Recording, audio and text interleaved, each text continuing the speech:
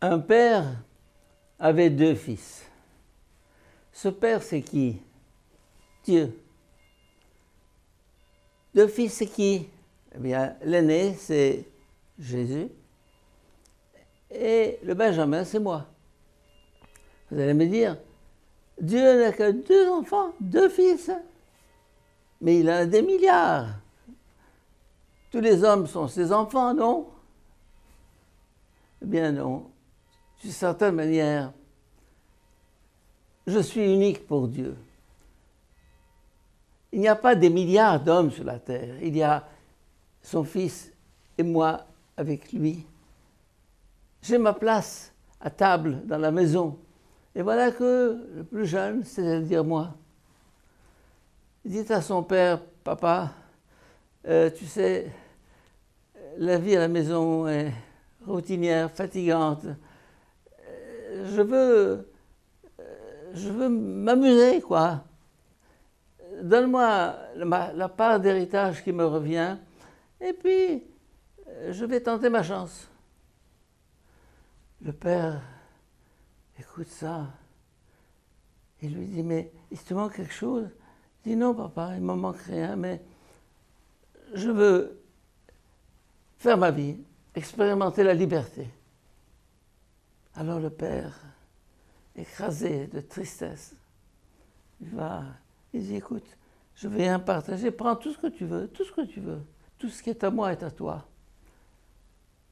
Et l'enfant va, il prend de l'or, de l'argent, quelques bijoux, quelque chose de précieux pour ne pas s'engombrer.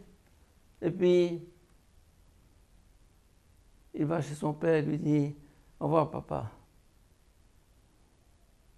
Le père ne dit rien. Il le serre dans ses bras.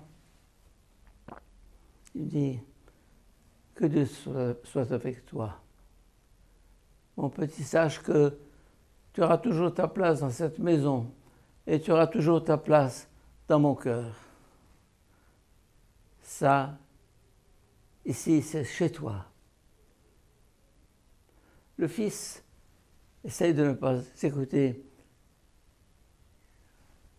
Il quitte son père, il s'arrache à son étreinte et il descend dans la cour, il enfourche son cheval et puis, bzim, il quitte par le portail et il disparaît dans la poussière du chemin. Le père le voit partir, il rentre écrasé. En perdant cet enfant, il perd tout. Dieu, quand il me perd, il perd tout. Pour lui, je suis unique. Je suis son unique avec l'unique. Alors, l'enfant, lui, oubliant papa, oubliant la maison, oubliant tout, oubliant le passé, il va et il fait la bringue. Les soirées avec les filles, les repas, les dîners, les festins, les dépenses. Et évidemment, il a une nuée d'amis autour de lui parce que il est riche. On l'entoure, on le cajole, on l'encense. Mais peu à peu, l'argent fond entre ses mains, il n'y a plus rien. Alors, je dis, moi, je n'ai plus rien, c'est fini. Et oui, c'est fini. Tant que tu étais à la maison, tu avais toujours à boire, à manger, à dépenser. Quand on quitte la maison, quand on quitte la source, quand on quitte le Père, très vite, on tombe dans le dénuement, la pauvreté, et s'aperçoit qu'il n'est plus rien. Alors, qu'est-ce qu'il fait? Il dit, il faut que je mange, j'ai faim. Il va chez un ami. S'il te plaît, tu peux me prêter? L'autre lui tourne le dos. C'est fini l'amitié d'hier. Cette amitié basée sur le profit, sur l'intérêt. Non. Il va chez l'autre. Même scénario. Chacun se détourne. Il se retrouve seul. Seul avec lui-même. crevant de faim.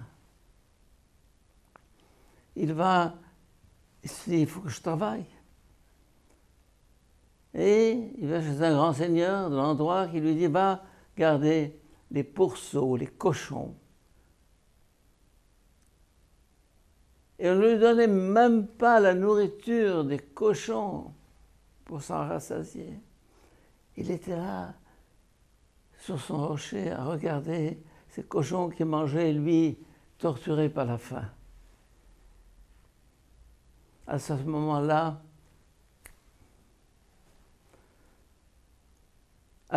c'est l'étincelle. Il pense à la maison. Il pense à l'abondance. Mais au-delà de l'abondance et de tout ce qu'il avait, il pense à son père. Il voit ce visage écrasé de tristesse. Il l'a assassiné. Il l'a poignardé. Vient alors le sursaut. Le sursaut. Je me lèverai. Ce mot dans l'Évangile est extraordinaire. Je me lèverai. C'est ce qu'on appelle une conversion. Je me lèverai, je m'arracherai à mon ancienne vie. Il se lève attiré par l'image du Père, attiré par cette maison qu'il attend, attiré par le cœur ouvert de son papa qu'il a blessé. Je me lèverai, j'irai vers mon Père. Et je lui dirai, Père, j'ai péché contre le ciel et contre toi. Je ne suis pas digne d'être appelé ton enfant. Traite-moi comme l'un de tes serviteurs. Et il quitte le troupeau de pourceaux et le voilà sur la route. Il crève de faim, il meurt de faim, il est épuisé, il marche, il marche, il marche. Le visage tendu vers cette maison qu'il attend, loin, loin. Au bout de quelques jours, le voilà qui apparaît au tournant du chemin. Qui l'a vu? Qui l'a vu? Son père. Son père qui, dès l'aube, chaque matin se levait pour voir sur la terrasse si son enfant reviendrait. Ce père qui a vieilli de 50 ans, tout à coup, ce père qui ne mange plus, ce père qui ne dort plus. En le perdant, il a tout perdu. En me perdant, il perd tout. Si je te perds, mon petit, je perds tout. Tu es unique dans l'unique. Il faut que tu le saches. Et voilà que matin, comme à son habitude, il monte à la terrasse et il voit, quoi? Un petit point noir au bout du chemin. Et son cœur lui dit, c'est ton enfant. Son cœur, pas ses yeux chassieux, il ne voit plus. C'est ton enfant, c'est ton enfant.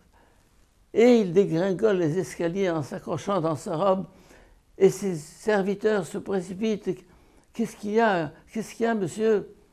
Mon fils, ton fils, mon fils, vous ne voyez pas cette tache noire? Mais c'est un mouton, mais c'est un âne, mais c'est mon enfant. Son cœur parle. Ses yeux ne voient pas, mais son cœur voit. Et le voilà qui quitte le jardin. On lui ouvre le portail, il se précipite sur le chemin. Et l'autre, l'enfant, a vu son père. Ils avancent l'un vers l'autre. Et c'est la rencontre, l'étreinte. Le petit a préparé son petit boniment. Père, j'ai péché contre le ciel et contre toi. Le père l'interrompt. Stop, stop, mon petit. Je n'ai pas besoin de discours. Je n'ai pas besoin d'explications. Bien. Et il le serre. Il ne lui dit pas, va te laver. Tu sens mauvais. Tu as une odeur de pourceau. Bien. Dieu me prend tel que je suis, avec ma saleté, avec mon péché, Je suis toujours son enfant, même si je m'éloigne, même si je le trahis.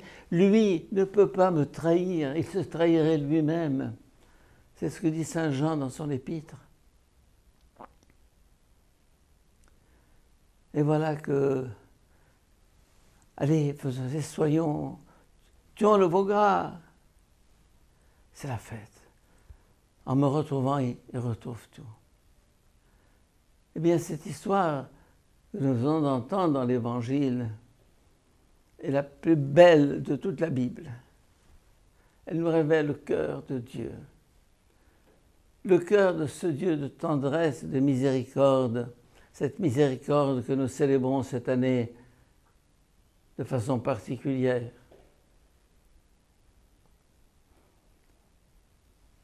Voilà, cette place vide à table, cette place vide dans une chambre, cette place vide, le cœur du Père, il l'a rempli, il l'a comblé.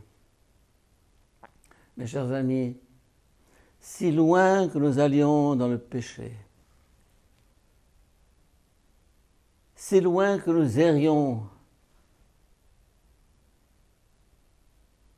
Dieu nous attend. Dieu nous attend et son attente est inlassable. Il ne se lassera jamais d'attendre. Car sans moi, il ne peut pas être heureux. Ça, c'est le Dieu de l'Évangile. Ça, c'est le Dieu de Jésus-Christ. Ça, c'est le Dieu chrétien. J'ai une place unique dans le cœur de Dieu. Pour lui, je suis unique au monde. Amen. Mon Père, je m'abandonne à toi. Fais de moi ce qu'il te plaira. Quoi que tu fasses, je te remercie. Je suis prêt à tout, j'accepte tout.